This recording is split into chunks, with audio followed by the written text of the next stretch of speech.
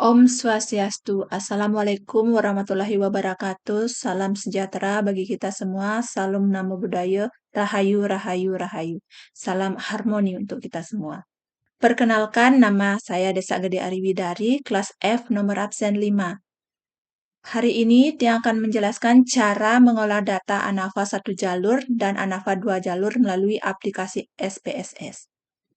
Adapun judul penelitian yaitu pengaruh modal pembelajaran sains teknologi masyarakat atau STM dan inquiry terhadap prestasi belajar IPAS pada siswa kelas 5.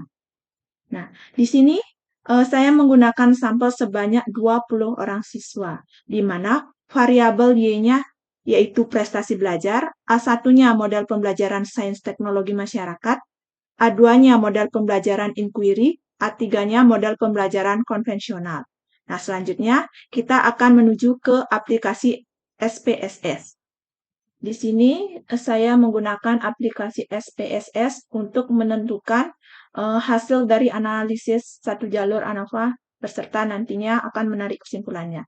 Yang pertama kita lakukan adalah mengklik variabel view, di mana variabel terikatnya yaitu prestasi belajar, kita buat desimalnya 0, dan selanjutnya valuesnya non, dan measure-nya skill karena merupakan variabel terikat.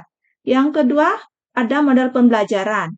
Nah, modal pembelajaran kita desimalkan menjadi 0, di mana jumlahnya yaitu yang pertama modal pembelajaran STM, yang kedua inquiry, yang ketiga nominalnya adalah pembelajaran konvensional.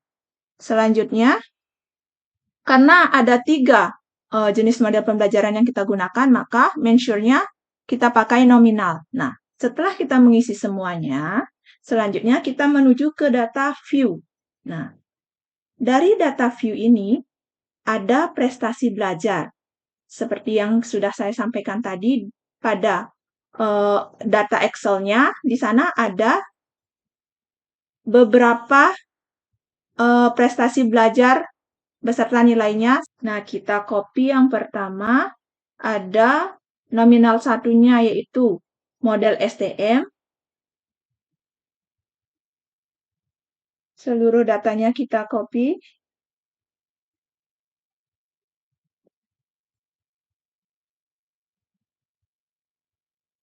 Kemudian kita paste di prestasi belajarnya. Pada model pembelajaran yang kedua ada model pembelajaran inquiry. Kita paste prestasi belajarnya. Dan yang ketiga ada model pembelajaran konvensional.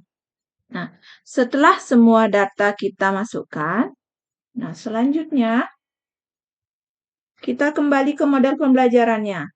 Seperti yang sudah kita ketahui bersama tadi. Nah, nominal 1 merupakan model pembelajaran STM atau Sains Teknologi Masyarakat.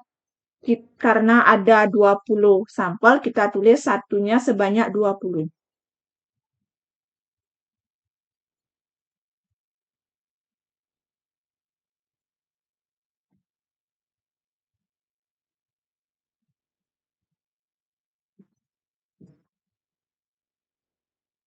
Selanjutnya, pada nominal kedua, kita gunakan tadi adalah model pembelajaran inquiry.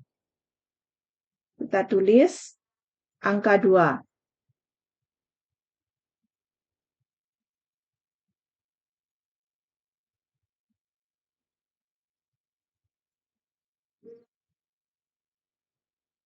Untuk nominal ketiga, kita gunakan pembelajaran konvensional. Jadi kita tulis sebanyak 20 kali karena terdapat 20 sampel penelitian.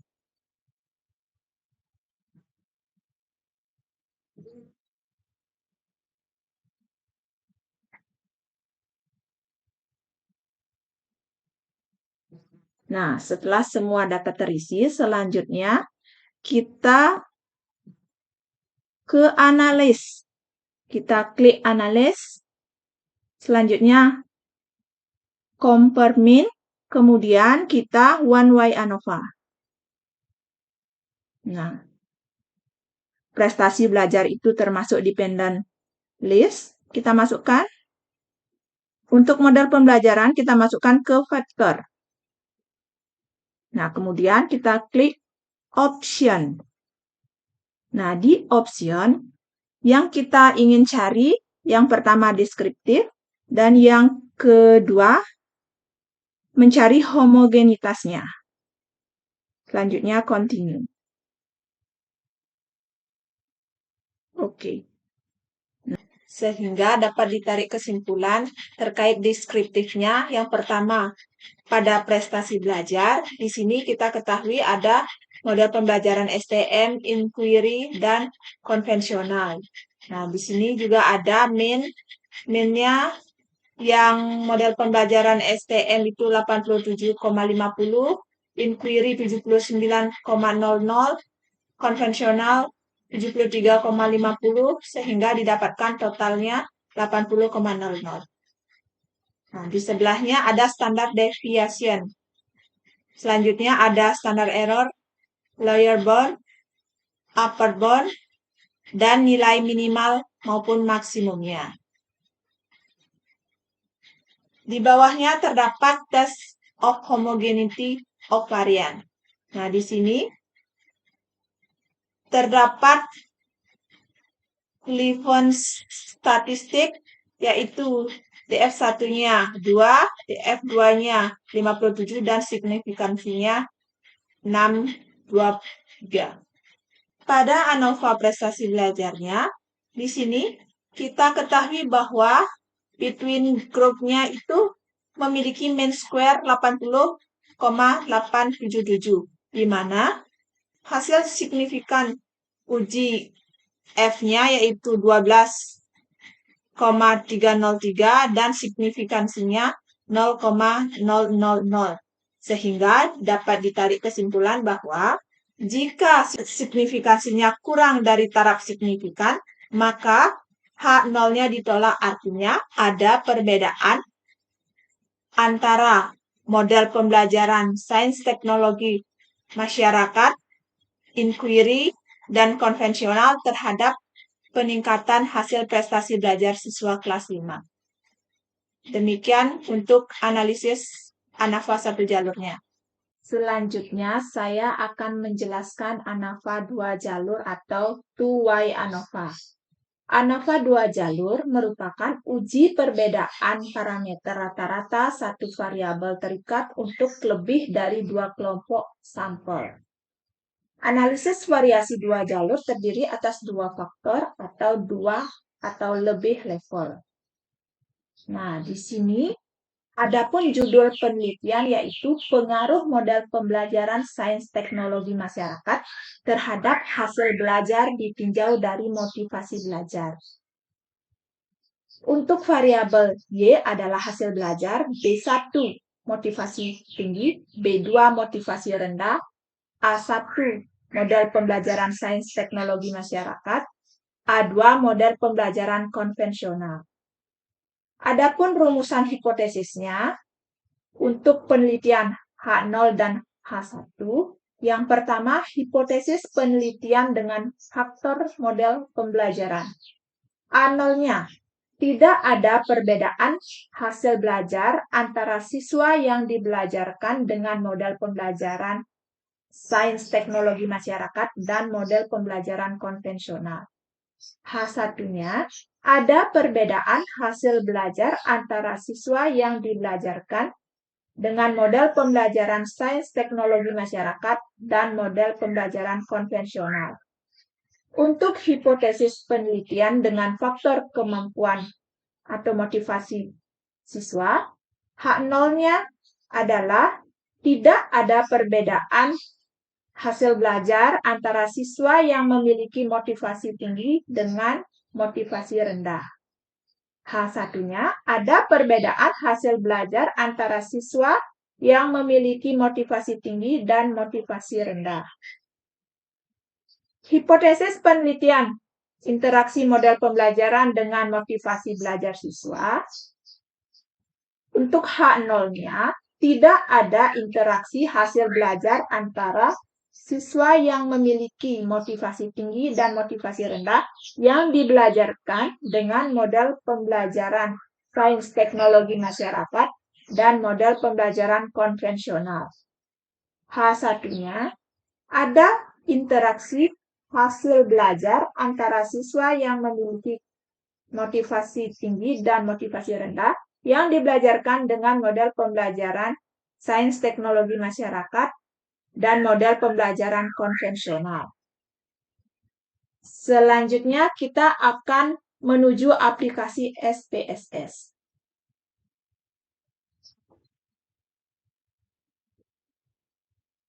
Yang pertama kita lakukan adalah melihat variabel view. Yang pertama kita ketik model pembelajaran. Selanjutnya, untuk desimal kita nolkan. Untuk valuesnya ada 2, yaitu untuk kode 1-nya model pembelajaran sains teknologi masyarakat, untuk kode 2-nya pembelajaran konvensional. Kemudian di measure-nya kita klik nominal. Untuk nomor 2-nya ada motivasi belajar. Kita desimalkan menjadi 0. Valuesnya kita ketik kode 1-nya motivasi tinggi dan kode 2-nya motivasi rendah. Kemudian measure-nya kita buat nominal. Yang terakhir ada hasil belajar. Kita desimalkan jadi 0. Kemudian measure-nya skill. Nah, setelah kita mengisi semua data pada variabel view, kemudian kita beralih ke data view.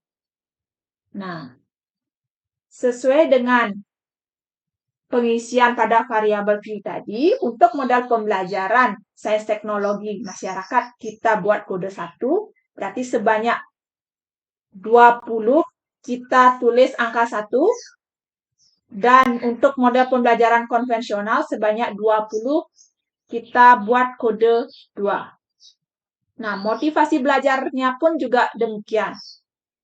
Untuk motivasi belajar tingginya kita buat kode 1 dan motivasi belajar rendahnya kita tulis kode 2. Yang terakhir, kita masukkan hasil belajar dari yang memiliki motivasi tinggi sampai motivasi rendah.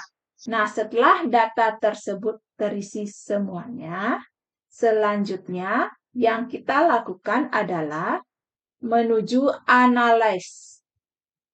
Kita klik analyze ke general linear model, kemudian ke univariate.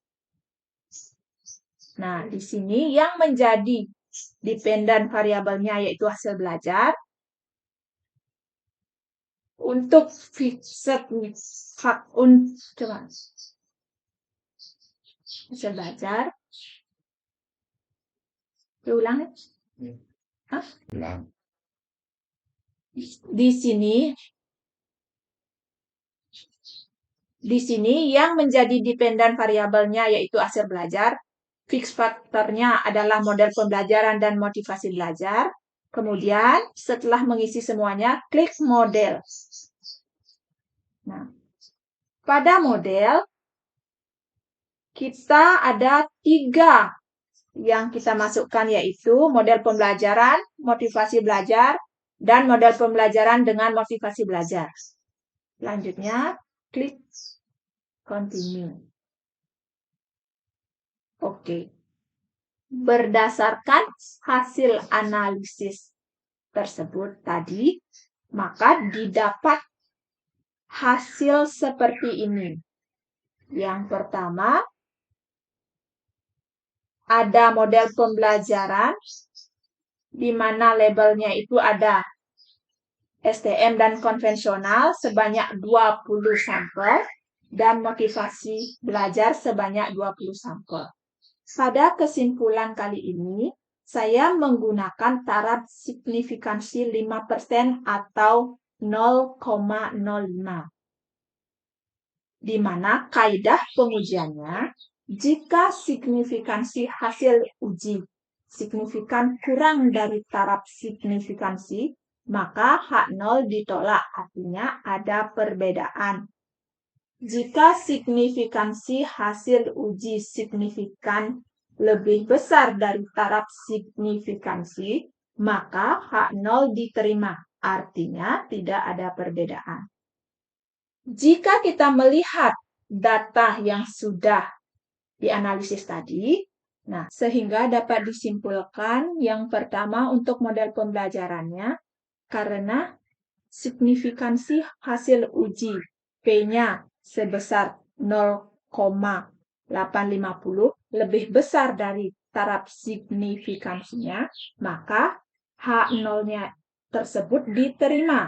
Artinya, tidak ada perbedaan hasil belajar antara siswa yang dibelajarkan dengan model pembelajaran sains teknologi masyarakat dengan model konvensional. Untuk motivasi belajar, karena hasil uji P-nya sebesar 0,000, sehingga dapat kita tarik kesimpulan bahwa hasil uji P-nya lebih kecil dari taraf signifikansi. Artinya, hipotesis tersebut ditolak, sehingga ada perbedaan hasil belajar antara siswa yang memiliki motivasi tinggi dengan siswa yang memiliki motivasi rendah. Yang ketiga, ada interaksi antara model pembelajaran dan motivasi belajar. Nah, di sini kita hasilkan yaitu hasil uji P-nya atau signifikannya sebanyak 0,850, di mana dapat disimpulkan bahwa jika hasil uji P-nya lebih besar dari taraf signifikansi, maka H0 diterima, artinya tidak ada perbedaan antara motivasi belajar antara siswa yang memiliki motivasi belajar tinggi dan motivasi belajar rendah yang dibelajarkan dengan model pembelajaran sains teknologi masyarakat dan model konvensional. Sekian kesimpulan dari analisis ANAFA 2 jalur. Terima kasih atas waktu yang diberikan. Akhir kata yang ucapkan para mesanti. Om Santi Santi Santi Om.